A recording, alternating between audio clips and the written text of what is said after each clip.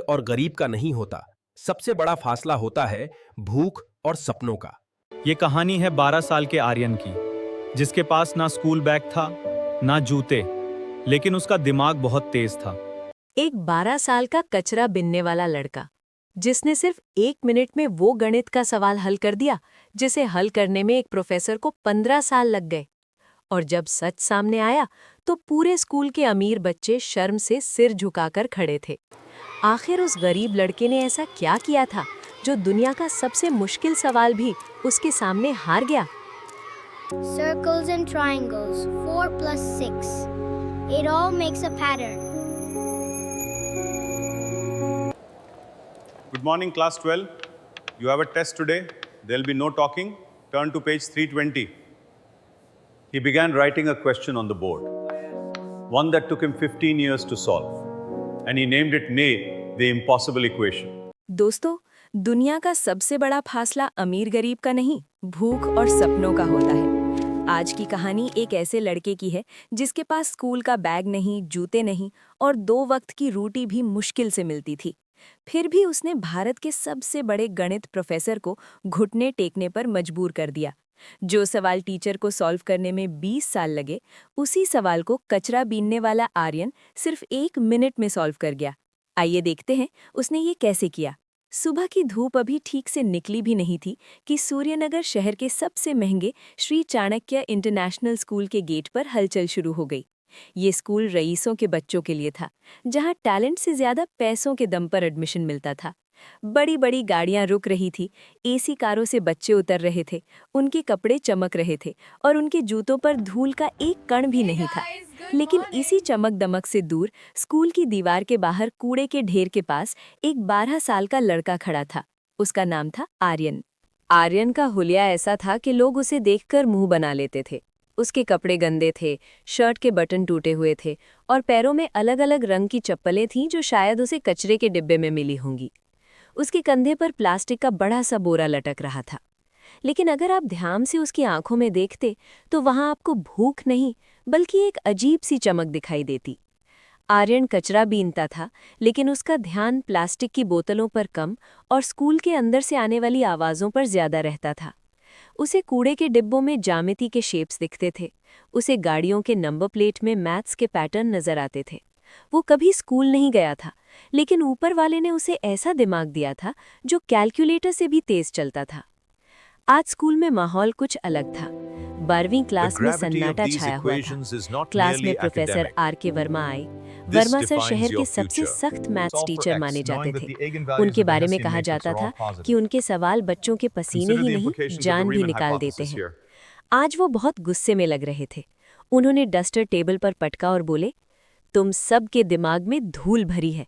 तुम्हें लगता है कि तुम्हारे पापा के पैसे तुम्हें पास करवा देंगे। गणित बाजार में मिलने वाली सब्जी नहीं है जिसे पैसों से खरीदा जा सके। पूरी क्लास चुप थी। उन्होंने बोर्ड पर एक बेहद मुश्किल सवाल लिखना शुरू किया। ये कोई आम सवाल नहीं था। ये फर्मेट्स थ्योरम और एडवांस्ड क्वांटम मैथ्स का ऐसा उलझा हुआ सवाल था जिसे देखकर बड़े-बड़े प्रोफेसर भी डर जाएं। 10 मिनट तक बोर्ड भरता रहा। फिर वर्मा सर बोले, मैंने अपनी जिंदगी के 15 साल इसे हल करने में लगा दिए। मैंने इसका नाम रखा है दी इम्पॉसिबल इक्वेशन। उन्होंने पूरी क्लास को चुनौती दी। अगर कल सुबह तक I have spent 15 years of my life on this. Its name is, did you know, the impossible equation. Class के टॉपर राहुल ने सवाल देखा और समझ गया कि ये लगभग नामुमकिन है। अगर तुम में से किसी ने भी इसे हल कर दिया तो मैं अपनी नौकरी छोड़ दूंगा। क्लास के टॉपर राहुल ने सवाल देखा और तुरंत समझ गया कि ये लगभग नामुमकिन है। घंटी बज गई, बच्चे बाहर निकल गए, लेकिन किसी ने ध्यान नहीं दिया कि क्लास की खिड़की के बाहर लोहे की जाली पकड़े आर्यन खड़ा था। उसकी नजरें उस सवाल पर जमी हुई थीं। उसे वो सवाल डरावना नहीं लगा, बल्कि उसे वो सवाल एक खूबसूरत पहेली जैसा लगा। नंबर उसके दिमाग में नाचने लगे। ऐसा लगा जैसे वो सवाल उसे बुला रहा हो। रात को जब पूरा शहर सो रहा था, आर्यन की झोपड़ी में नींद नहीं थी। उसका पिता शराब पीकर सो चुका था, माँ बीमार पड़ी थी। घर में खाने को कुछ नहीं था, लेकिन आज उसे भूख से ज्यादा परेशान कर रहा था वो सवाल। रात के 2 बजे वो चुपके से उठा और स्कूल की तरफ दौड़ पड़ा। स्कूल का पिछला गेट टूटा हुआ था, जहां से वो अक्सर कचरा उठाने अंदर जाता था। लेकिन आज वो कचरा उठाने नहीं, एक सवाल हल करने आया था। वो खिड़की से अंदर कूदा। क्लास में अंधेरा था, बस स्ट्रीट लाइट की हल्की रोशनी बोर्ड पर पड़ रही थी। वो धीरे धीरे आगे बढ़ा और टीचर की मेज से एक चॉक का टुकड़ा उठाया। उसने लिखना शुरू किया, टक टक टक। सिर्फ एक गणितज्ञ था। सन्नाटे में चौक की आवाज गूंज रही थी। धीरे धीरे उसकी रफ्तार बढ़ती गई। अब वो भूल चुका था कि वो गरीब है। इस समय वो सिर्फ एक गणितज्ञ था। 3 घंटे बाद पूरा बोर्ड भर चुका था। आखिर में उसने एक बॉक्स बनाया और उसमें जवाब लिखा, 0। वो मुस्कुराया और खिड़की से कूदकर वापस अपनी झोपड़ी की तरफ चला गया। अगली सुबह जब प्रोफेसर वर्मा क्लास में आए और उन्होंने बोर्ड देखा तो उनके हाथ कांपने लगे। उन्होंने चश्मा उतारा, फिर से पहना और धीरे से बोले, ये बिल्कुल सही है। पूरी क्लास हैरान थी। उन्होंने चिल्लाकर पूछा, किसने किया ये? क्लास में सन्नाटा था। फिर सीसीटीवी चेक किया गया और स्क्रीन पर दिखाई दिया एक फटे कपड़ों वाला कचरा बीनने वाला लड़का। वही लड़का, आर्यन। और जब उसे स्कूल में बुलाया गया तो अमीर बच्चों को पहली बार समझ आया कि टैलेंट कपड़ों से नहीं, दिमाग से पहचाना जाता है। जब आर्यन को स्कूल के अंदर लाया गया तो वो बहुत डर रहा था। उसके कपड़े गंदे थे, पैरों में टूटी चप्पलें थीं और हाथ अभी भी कचरे की धूल से भरे हुए थे। क्लास के कुछ बच्चे फिर से हंसने लगे। सर, ये तो कचरा बीनने वाला है, ये हमारे स्कूल में क्या कर रहा है? लेकिन तभी प्रोफेसर वर्मा ने जोर से डस्टर टेबल पर पटका। खामोश। पूरी क्लास शांत हो आज गई। इस कमरे में अगर उन्होंने कोई कहा, सबसे अमीर है, आज इस कमरे में तो वो अगर तुम कोई सब सबसे नहीं, अमीर है तो वो ये तुम सब लड़का नहीं, ये लड़का है। क्योंकि तुम सबके पास पैसे हैं, लेकिन इसके पास दिमाग और हुनर है। फिर उन्होंने आर्यन से कहा, बेटा, क्या तुम इन बच्चों को समझा सकते हो कि तुमने ये सवाल कैसे हल किया? आर्यन पहले तो डर गया, लेकिन जब उसने चौक हाथ में पकड़ी और बोर्ड पर लिखना शुरू किया तो उसका डर धीरे धीरे खत्म हो गया। वो समझाने लगा कि कैसे उसने समय और गति के फॉर्मूले को जोड़कर वो सवाल हल किया।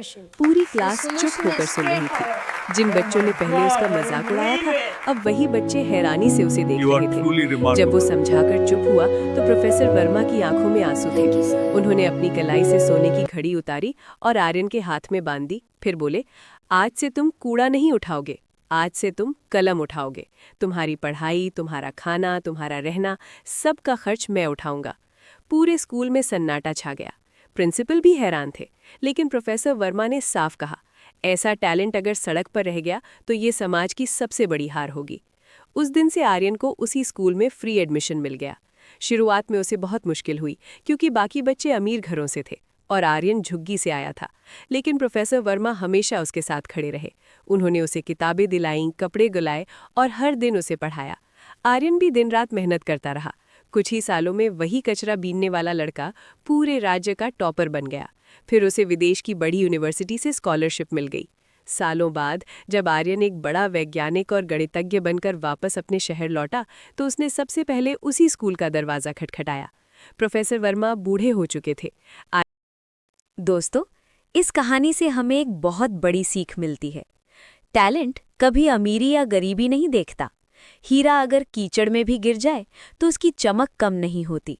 बस ज़रूरत होती है एक ऐसे इंसान की जो उस हीरे को पहचान सके।